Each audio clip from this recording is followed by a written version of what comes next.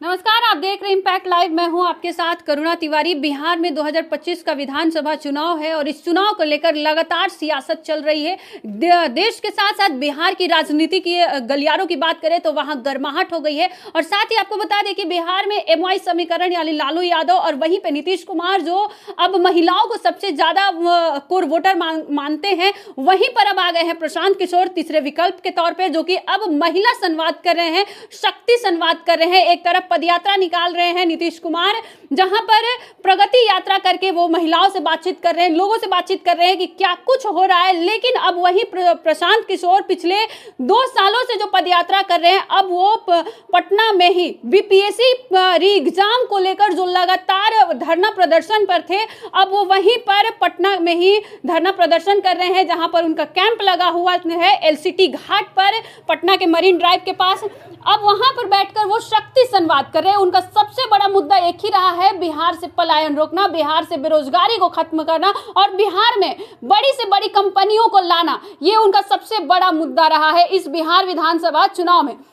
हालांकि बता दें कि प्रशांत किशोर का कहना है कि पलायन का दंश सबसे बड़ा दंश है, पलायन से सबसे ज्यादा महिलाएं पीड़ित है। जब बिहार में व्यवस्था परिवर्तन होगा तो इसका सबसे ज्यादा फायदा बिहार की महिलाओं को होगा, ये प्रशांत किशोर का कहना है। हालांकि जनसुराज के सूत्रधार प्रशांत किशोर ने बिहार सत्याग्रह यानी आश्रम में शक्ति संवाद को संबोधित करते हुए कहा कि जब मैंने 2 साल बिहार में पदयात्रा की तो देखा कि बिहार में सबसे ज्यादा कष्ट महिलाओं को हो रहा है। यहाँ शिक्षा व्यवस्था पूरी तरीके से चौपट हो चुकी है, तो आप कष्ट में ही रहेंगे। और अगर आपका पति और बेटा रोजगार के लिए पलायन कर रहा है तो भी आप सबसे ज्यादा कष्ट में हैं। मैं तो सिर्फ 2.5 वर्ष से अपने बिहार से बाहर हूँ, मैं तो सिर्फ 2.5 वर्ष के लिए अपने घर से बाहर हूं, लेकिन यहाँ तो बड़ी संख्या में पुरुष शादी होते ही रोजगार के लिए दूसरे राज्यों में पलायन करने को मजबूर हो जाते हैं। वे सिर्फ छठ या किसी कार्यक्रम पर ही घर वापस लौट कर आते हैं, वह भी कुछ दिनों के लिए। यह सिर्फ बिहार में ही संभव है कि यहाँ की महिलाओं को सालों तक अकेले रहना पड़ता है, पति को रोजगार के लिए बाहर जाना पड़ता है और बेटे को पढ़ाई के लिए अपना घर और बिहार दोनों छोड़ना पड़ता है। इसलिए पलायन का दंश सबसे बड़ा दंश है। शायद ही कोई गांव होगा जहां से युवाओं ने पलायन न किया हो। गांव में 100 युवाओं में से सिर्फ 10 से 15 ही यही रह गए होंगे, बाकी लोग रोजगार या शिक्षा के लिए गांव से पलायन कर चुके हैं।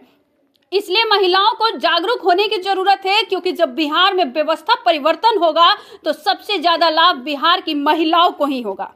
वही आपको बता दें कि इस साल जो बिहार विधानसभा चुनाव है, इसे लेकर प्रशांत किशोर लगातार बीपीएससी के मुद्दे को तूल पकड़ा रहे हैं और वहीं दूसरी तरफ लगातार शक्ति संवाद कर रहे हैं। और उनका जो नीतीश कुमार का जो है कि महिलाओं को कोर वोटर बनाने का वो काम कर रहे हैं, प्रशांत किशोर महिलाओं को अपनी तरफ खींच रहे हैं। दूसरी तरफ अगर बात करें नेता प्रतिपक्ष तेजस्वी यादव को, तो तेजस्वी यादव भी माई बहन मान योजना लेकर आ रहे हैं और वहां पर भी वो महिलाओं को ही कोर वोटर के रूप में वो भी साथ रहे। लेकिन इससे पहले आपको बता दें, झारखंड के चुनाव है या फिर महाराष्ट्र के, दोनों ही चुनाव में महिलाओं को सबसे ज्यादा तवज्जो दिया गया और दोनों में ही सरकारें बनी, हेमंत सरकार की सरकार हो या फिर महाराष्ट्र में। देखिए इस विधानसभा चुनाव में बिहार की महिलाएं जो है किसके साथ होती है, इस बार पता चलेगा। इस खबर पर आपका क्या कुछ करना, अभी हमारे साथ साझा करो। देखते रहे इम्पैक्ट लाइव। धन्यवाद।